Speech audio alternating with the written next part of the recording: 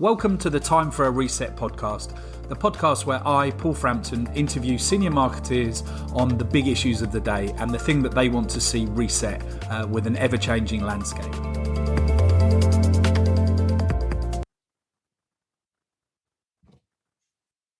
Welcome back to another episode of Time for a Reset. Today, I'm very lucky to be joined by Christine Fellows, who joins us from Singapore. So whilst it's early morning here in London, it's moving towards the end of the day out in Singapore. So I'm very grateful to you, Christine, for joining us at such a late hour. Hi, Paul. Lovely to be here. And Christine has spent a lot of time in the entertainment industry. So she's worked at a plethora of entertainment businesses from NBC to Comcast to Turner. She also has roles in technology businesses, right now in an AI business that she sits on the board of. And her current role is as Managing Director of NBC Networks in the APAC kind of area. And what really kind of intrigued me about our first conversation, Christine, was the fact that you obviously dedicate a huge amount of time to kind of encouraging gender equality, but also, I guess, kind of shining a light and lifting up women to get them into positions of leadership. So I'm sure we're going to talk a lot about that today. So one of the things that Christine has done brilliantly is founded an organisation called 9x9, which focuses on gender equality and sustainable change, importantly, in the APAC kind of area. And I'll let Christine talk a little bit more about that, but it probably won't surprise you to know that the reset is going to be on that area. But I'll let you set it up, Christine. Kind of why is it important to you to still kind of think about resetting in a topic that we seem to have been talking about as important for a long time, but it feels like it's probably ever more important than it's ever been. And it really is. And thank you for the introduction and for setting us up like that. It really is. And I know there sometimes is a weariness. Are we still talking about that gender equality sort of thing? And in fact, we are, and we have a lot of work to do, and progress is going backwards. It has during these last few years of the recession, of the pandemic, and I'll tell you why. But it is important to keep this front of mind, because in a world where there's been a health crisis, there's a war, we're looking at some really major macroeconomic impacts. We are getting very, very sort of busy, with so many crises that it's easy to put this aside, and we must not, for a number of reasons. One, it's the right thing to do, is to look at equality, but also it's critical in terms of the correlation between equality and diversity in leadership and success in terms of performance of business is very clear. But in terms of future talent, and we'll talk about that later, we are moving into a future, particularly with Gen Z coming into the workforce and future leadership, where in terms of talent attraction and retention, it's going to be fundamental. During the pandemic, I think a particular spotlight was shone on inequality and women's sort of double, triple duty as caregiver, homeschooling, focus on healthcare, just the unpaid and informal work that women are doing. And I think in last year's World Economic Forum Gender Gap Index, we saw that in my part of the world, in Asia, we are 165 years away from equality, which is measured by the pay gap and the equal opportunities for women in the workforce. In the UK, it's 52 years away, which is still a long time, right? But just enormous. And the challenges during the pandemic, where there were some structural challenges that with women working in traditional areas of education, healthcare, hospitality, that were more impacted by shutdowns, and they dropped out of the workforce, but also just the struggle that women had. And we've seen this, this impact, this great resignation happening as a result. So we're going backwards, not forwards. And it's just such an important area that we focus on. Right. No, absolutely. And there's some stark realities in some of the statistics, the realities you just shared there.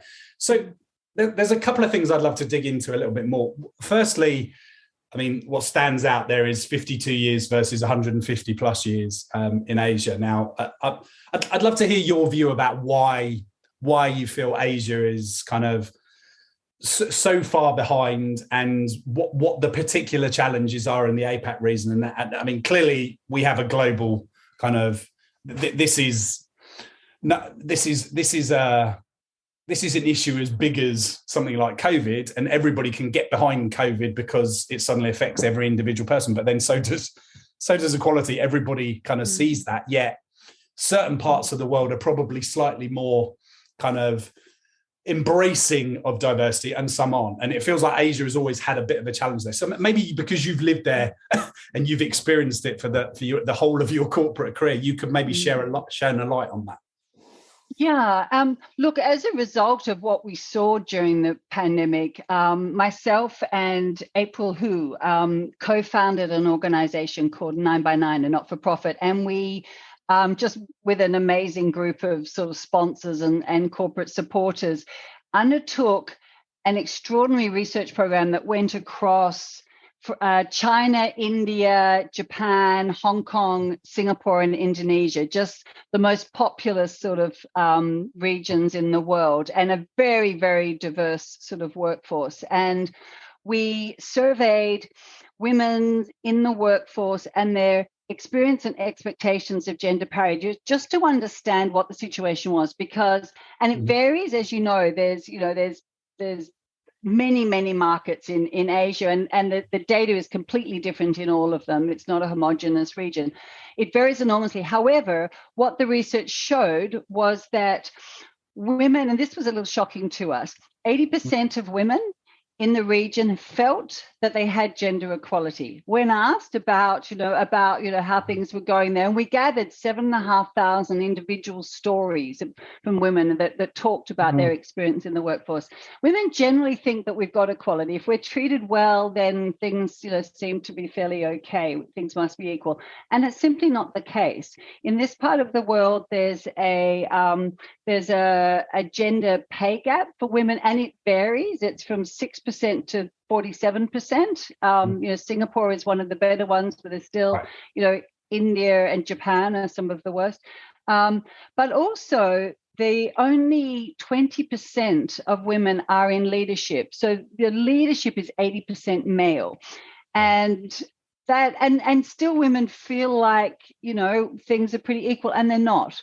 And it's because there's not an understanding of what equality is, and there's so many factors, but there's a social construct in this region, and I'm being general, which I hate.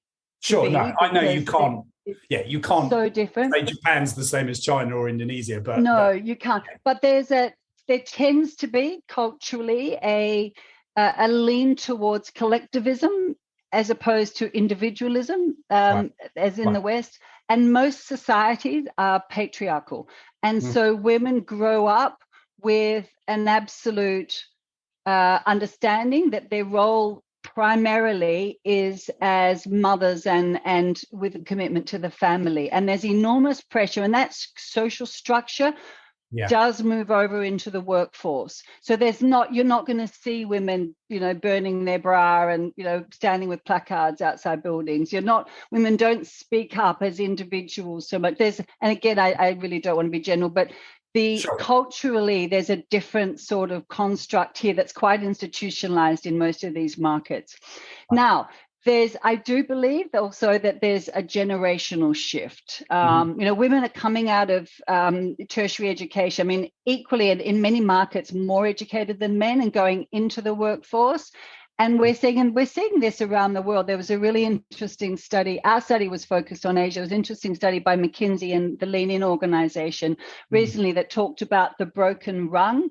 And whether it's the broken rung and I think in Asia, women dropping out of the workforce when they have children and not coming back in again. What we're seeing is women coming into the workforce around the world, but they're not making it through to senior management. And what's really important is to understand why not, what's happening there. So there's some differences in Asia, but to be honest, the trends are fairly much the same in terms of, women coming in, but not making it through to the most senior levels. Yeah, yeah. Okay, then no, that's really helpful. And so how does that change the way that you've built the kind of initiatives and things that you do with 9 by 9? If you have some very particular issues that are cultural, are the things that you're trying to do similar to things you see in the Western world to encourage women into position and coaching and mentoring and kind of unconscious bias training, or are there differences? Are there unique things that you're having to think about in Asia? Interestingly, and I think this is kind of exciting for us also, because there's so much great information available. But interestingly, from a workforce perspective, a workplace perspective, the actions that need to be taken are fairly much consistent around the world. I think the challenges in Asia, in markets where, and let me be specific so I stop being general, Japan is probably one of the lowest on the rung in terms of, I think it's like 150th in the world ranking from the World Economic Forum in terms of the gender gap.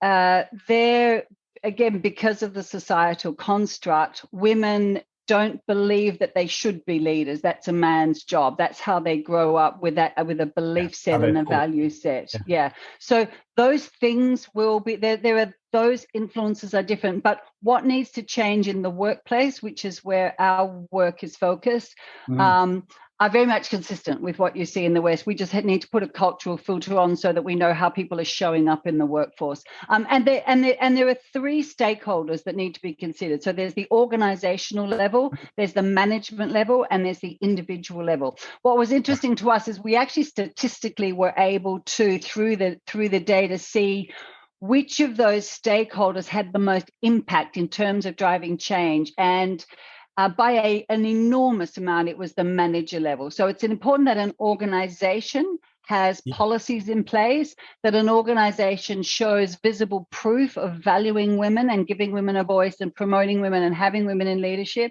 It's actually the management level that is going to have the most, that's going to be the strongest in terms of the change makers. And for that management level, and again, in this part of the world, that is 80% male. So I cannot emphasize how important it is that men understand that they are going to be the drivers of change. This is not a women's issue. If one understands that diverse leadership and equality are good for business, and they are, there's been some incredible sort of studies that have shown that diverse leadership and gender equal leadership will give you greater creativity, greater innovation at board level, greater governance, greater focus on ESG, and an impact on the bottom line. If you believe that that's good for business, men have to be very, very involved in the solution. At that manager level, it's about reinforcing a culture of diversity, recognizing the contribution of women, driving policies that provide work-life balance and flexibility for women so that they can fulfill their roles as caregivers and work. And that is they're going to be the biggest impacts. And then at an individual level for women, it's about sort of role models, about being able to speak out, about companies making safe places for women to be able to speak out, but also male allies, about men stepping in when they see situations or when they see something that's unfair happening. Yeah, no, I mean, look,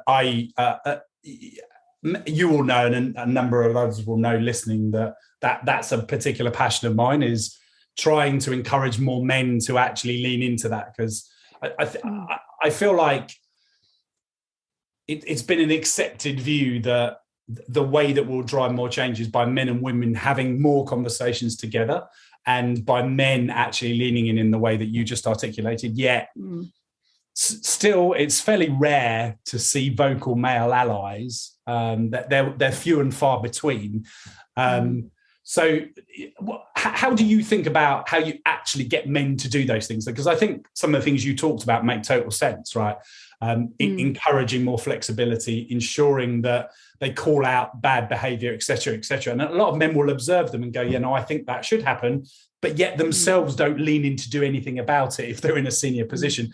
And when I've talked to men, I think sometimes that's because there is a little bit of a fear that they'll step in and they'll get hit by a radical feminist, and they don't really know what to do with it, and that they feel that is not a space they're comfortable, which in itself is kind of a manifestation of kind of the kind of hegemonic kind of way that masculinity has represented itself in societies all over the world. But it's still the reality. And you rightly said, we need men to lean in to change it. So how do you think we did it? I mean, I've seen some reports. There was an Oxford report by one Oxford university that showed the benefit to men by getting involved in the fact that they would have more kind of better relationships at home. They would feel less kind of like they have to always be the breadwinner, and therefore there would be less stress on the man. And some women might say it's not about the benefit to the man, it's about kind of the man doing by right. And I get that. But at the same time,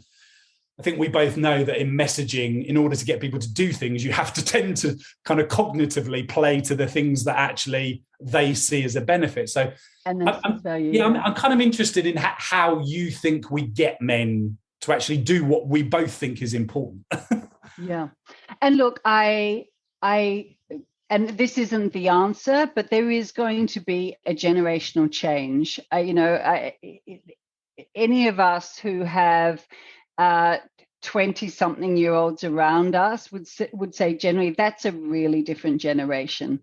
And the expectations of those young men and women is going to be very different. I'll get back to that in a second. I think, but the fact is, at the moment, most of management is going to be men, whether it's 60% where you live or 80% where I live. It's like those men are it is really important they change. And so here's the thing, and we have to incentivize them too. There's one thing about education and bias training, or that's all very important to be done. But honestly, it needs to be incentivized. It needs to be there needs to be policies set. It needs to be measured. It needs to be it needs to be transparency around where we are now and what our goals are and what our expectations are. And these are the behaviors that become a culture. And it needs to be linked in performance reviews and whatever the remuneration sort of bonuses are and performance reviews. It really does need to be such a central part of a company's culture that it becomes part of how we measure ourselves. And really only then are people, it become part of policies and processes and practices. But it has to happen on so many fronts. So it's goals, make it measurable, make it transparent. There needs to be a lot of training, but not just watching a video on unconscious bias. There needs to be a lot of modeling. I mean, you need to have those change makers and influencers in an organization that you pick out, and they're the ones that in a meeting will say, hold on a second, Christine was speaking, don't, because someone's just interrupted and spoken over the top of her. It's a million microaggressions that need to be stopped. So I think but I think it's got to be seriously undertaken at that sort of senior level. And then all of the different layers in terms of putting male allies in, putting male champions in place, showcasing women, who are on the rise, identifying your sort of mentors and tracking women's careers.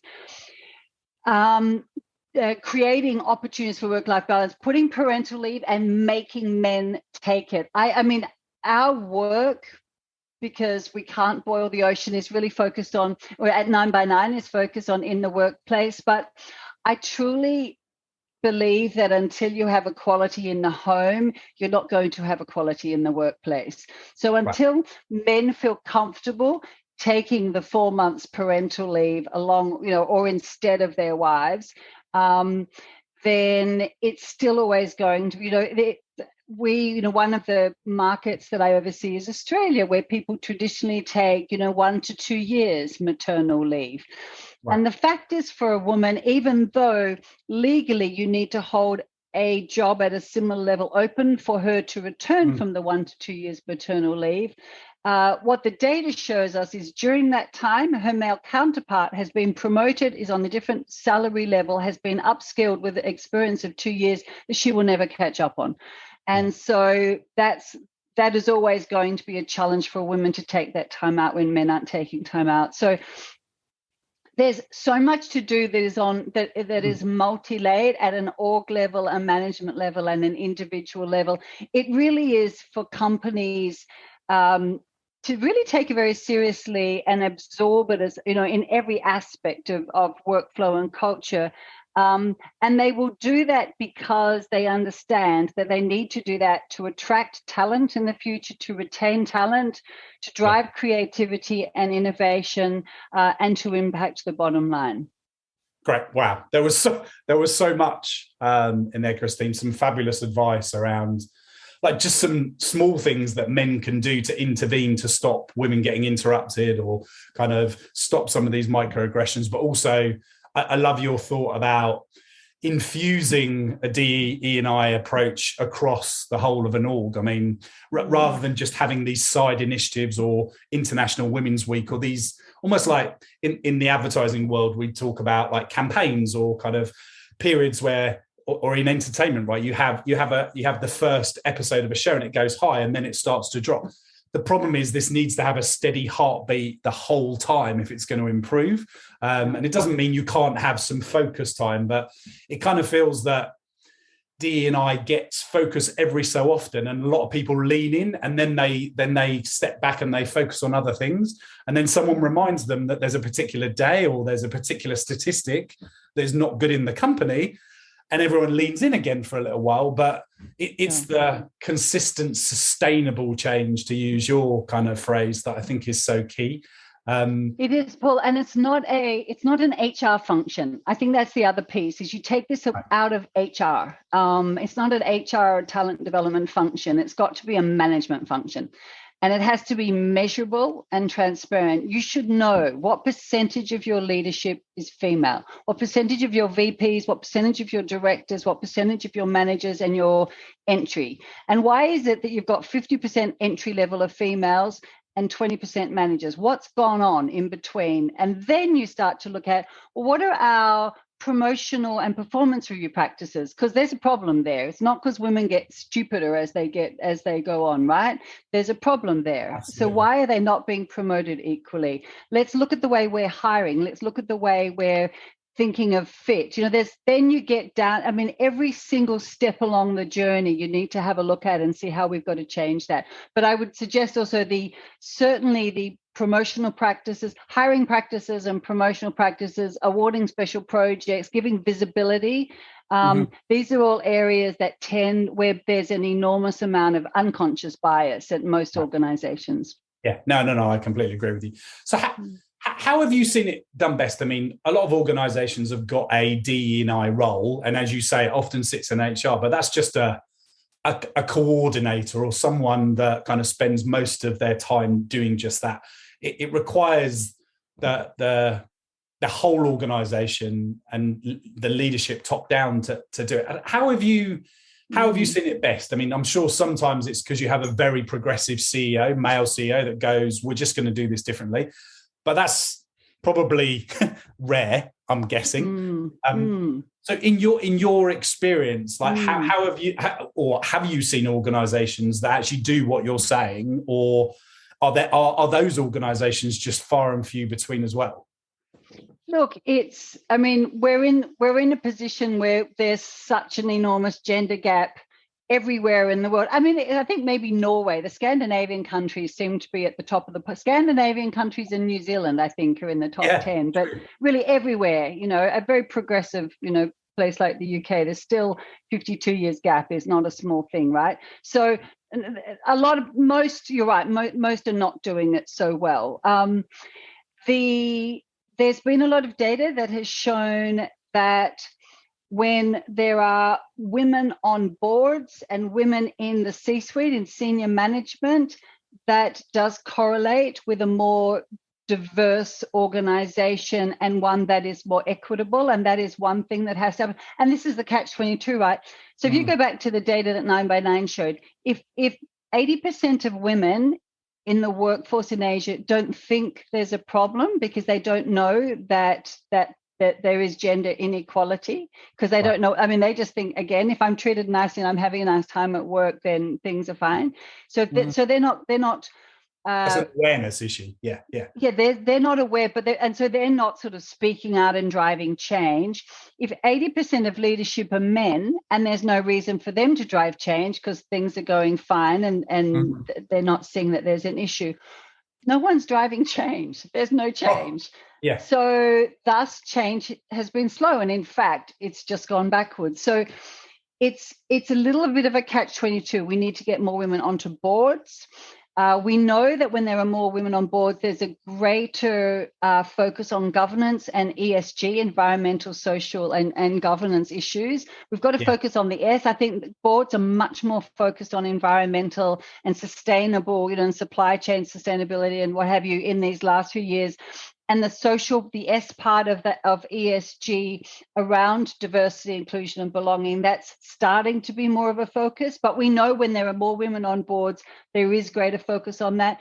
If you have more women on boards, you tend to have a greater chance for more women in the C-suite and more female CEOs. When you have female CEOs and more women in management, you absolutely have a lot more of this happening. So one part of it is really top down, and then the second, as I said, the biggest change makers are going to be managers. And I think there's a great need to, and it's a shame. I would love to say we care because we care, but that's not the case. I think corporates are commercial enterprises, and if we can continue to highlight that equality is good for the bottom line, then there are going to be, greater incentives for them to start to implement policy around what drives equality. And that, again, needs to be part of the goals of an organization and the remuneration, and then it will happen. Right. No. Hearing some of the things you say, you kind of wonder why there hasn't been stronger governance around making sure it happens. But then again, when the men that are running these boards look around and see lots of people that look like them, then you don't have that diversity of thought, and you don't have that kind of challenge around some of these issues. And it just makes me wonder, given we've just seen an incredible tipping point around work and how we perceive work and flexibility. None of us would have expected that to change so quickly, but because of a health pandemic, it did. It makes me wonder what that tipping point that will really drive this to a point, and maybe it is generational, to your point, Christine. Maybe it's as we need to promote younger kind of leaders more quickly up into organizations, because they more naturally think fluidly and more kind of more openly about equality, and they just see it as wrong if it isn't that way. Yet the current generation, I think the average age of a board director in the UK, for example, is in the mid-60s, and that's the average age. That's right. That's right. So that means the chair, and some of them are going to be way older than that. And go on. They're white males, and that just is the case. And so I totally agree, and not to put all the pressure on this next generation, because God knows they have a lot on their plate, right? To do in terms of of the future world. But I think the great promise is in the Gen Z. I think they're extraordinary, and I'm being general, but I think all the research that we've seen shows that this generation, and I guess it's the 18 to 25-year-olds now, are radically diverse. They are so committed to purposeful work, to equality, to sustainable living, and they are simply not going to accept a workplace that's inequitable. I absolutely believe it, and I think that is where the hope for the big shock is going to be, is if you're an organization that still has, policies and practices that are sexist, and that incredible generation of highly educated, young men and women coming into the workforce, they're absolutely not going to stay in those organizations. They're going to start their own companies, or they're going to go to ones where their values align with that organization. I absolutely believe that. And I think you're seeing it as marketers. I think the same thing applies. I think that both future talent and future consumers, we're seeing they need to be connected in a much bigger way with both organization, workforce, and with product. And so again, if their values are around people and purpose, they care about equality deeply, they care about the environment, and so sustainability is going to be everything for them. Products have to be demonstrating that, not just a tick box kind of a thing. I think it's going to be really, and we're all starting to see it, right? But I think that is the great, that is going to be the great shift that will happen. Yeah, exactly. And not to say that we should wait for that, because of course that's still good, that's still years ahead, but it feels like that could be that tipping point. And as you say, like ensuring that, like linking this back to, I guess, how a lot of people listening to this think about it from a marketing perspective, equality and diversity is so important from a brand, external brand perspective, whether that be the brand that you're kind of conveying through a TV ad, or the brand you convey to a 20-year-old that wants a job, your employer brand. Like the consumer that will be the kind of consumer with kind of disposable income not too far away is going to actually expect this. It's already happening, as you say, on the ESG levels. So thinking about kind of how you think about who are the type of people in your ads, like what are the role models that you're positioning, whether it be in an entertainment show or your newscasters. And I kind of feel like actually there's been some progress there. Watching the kind of Platinum Jubilee, actually, there was a lot more diversity on the screen in terms of the broadcast from the BBC and Sky than I've seen for a long time, which is a positive, but yet is the consistency and the sustainability there? I think is a question that you rightly answer. And I think in the same way, as a marketer, you're starting to really understand that people want to see themselves represented. For them to align with a product and a brand, they want to see that it's for them. So, as women want to see themselves, their body shape, represented. They don't want those Victoria's Secrets runway models, because that's kind of like fantasy. They want to see women of all different shapes and sizes. And I mean, there's been some extraordinary new brands that have had a massive success. And you have to forgive me because I am from NBC Universal, but I'm going to speak about Kim Kardashian and her lingerie brand called Skims. She came to market with that, and they are some of the best marketers in the world, that family. They came to the market with that. And the models in her campaigns are plus size, women, with curvy women, very slim women. I mean, just like women of all colors and all shapes and sizes. And women want to see themselves represented. They also want to see themselves represented in the workforce. No one wants to join a company of that generation where all of the leadership are men. They want to see themselves there. No one wants those stereotypical, outdated norms anymore. So I do think it's important as marketers, certainly as content producers, we've learned in these last few years, we have to represent the communities we serve on air, or they're going to move somewhere where they can find it. And I suggest as organizations, that's becoming more and more important. Yeah, it's a nice way to put it. I mean, the same is true of marketeers, right? They serve diverse customer bases, kind of a fruit salad of different audiences, and you've got to represent them. And I think there's been some great pioneering work by people like Unilever and Procter and Gamble around some of their female brands, where they have started to use very diverse kind of women in the ads, and they've also started to deal with kind of issues that, like, it's that intersection to your point about purpose and kind of belonging and representation, that you should be able to talk about the fact that actually women have challenges and need certain kind of products that men don't. Whereas in the past, it's almost been, I think one of the ridiculous things is that tampons have been painted blue in ads forever, just because men didn't like the fact that it had red, because that felt uncomfortable. Yeah, right. That in itself is just a travesty of inequality. Just that it was like, well, men don't like it, so don't put it that way. So yeah, I mean, I think coming towards the end just paints the picture of how, like, all of this needs to kind of infuse the very kind of the societal, cultural, home, domestic, work environment that we live in. It's got to change, and it requires kind of dads to think about how they talk to their sons differently and how they encourage their daughters differently from a young age, as much as how they help with housework and they intervene in a meeting if they see something that doesn't feel equal. So I love the way that we've taken it from the macro down to the micro and then back to the macro again, because it lives, to your point, on so many different levels, individual, kind of collective, and kind of societal.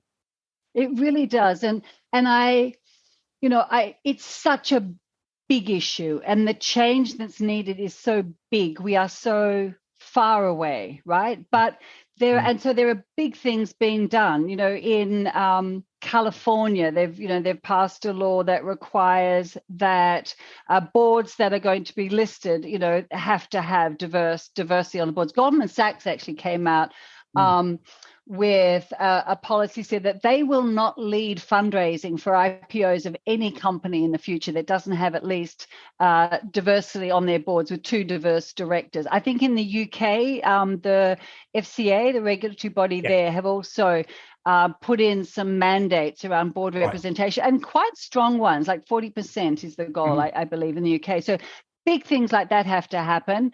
Things at every level, and I think at an organization level, setting goals, transparency, and linking remuneration. But as an individual level, for me and you, and for all of us as marketeers, just the way that we are conscious of this, every single day in the workplace, and understanding that every time I hear anyone say, I'm looking for someone who's a fit, I'm like, no, you freaking aren't. That's just seeping with bias. Fit means someone like me, someone who I get on with. We want someone who's not a fit. We want someone who meets a certain criteria of, skills and experience. So, and there's a million micro things every day that all of us, by being aware of, can start to change. And really that those things are going to be what will have an impact.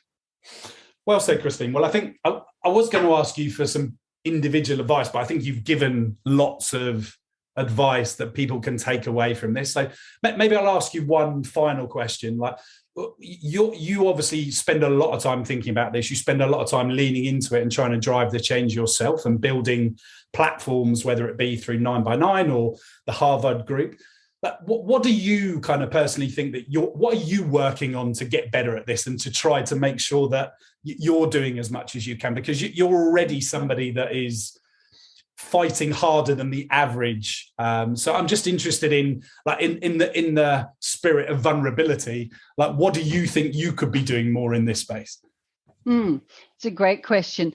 What I'm doing is continuing to educate myself, because I actually believe that most people and most companies want to be fair. I just think that most people either don't know that their practices are unfair, or they don't know how to change. And I think the onus is on all of us to continue to educate ourselves about how we can drive change. So that's one of the things that I've really taken on a personal note. I'm looking at the moment, we've been talking for, I feel like, 10 years about women in STEM. The big issue at the moment, and that was highlighted during the pandemic, was that structurally jobs of the future are moving to STEM, right? It's AI and cybersecurity, and all the big growth areas of the future are around STEM. And women just never went into that area. So there's a huge gender gap in those future facing, which is where all the action will be. We've already missed it. Now, there's a lot of great work about getting girls into STEM and but the gap is massive. Huge. Yeah. The next big trend in future workforce is going to be the green economy. We have time now to get women skilled in sustainable production and supply chain management and all of the areas. And the green economy is every single business in the future is going to have to be thinking about sustainability and impact. And we now have an opportunity to be making sure that women are moving into those areas so that in 5 years' time, when that is the biggest employer, women also are not left out of that. So that's just one of the things I've been learning about lately. But continuing to educate myself is one of the things that I'm really committed to. Great. Well, look, Christine, this has been a Very insightful conversation. I've enjoyed it, but I've also felt challenged that I should do more from listening to your view of things.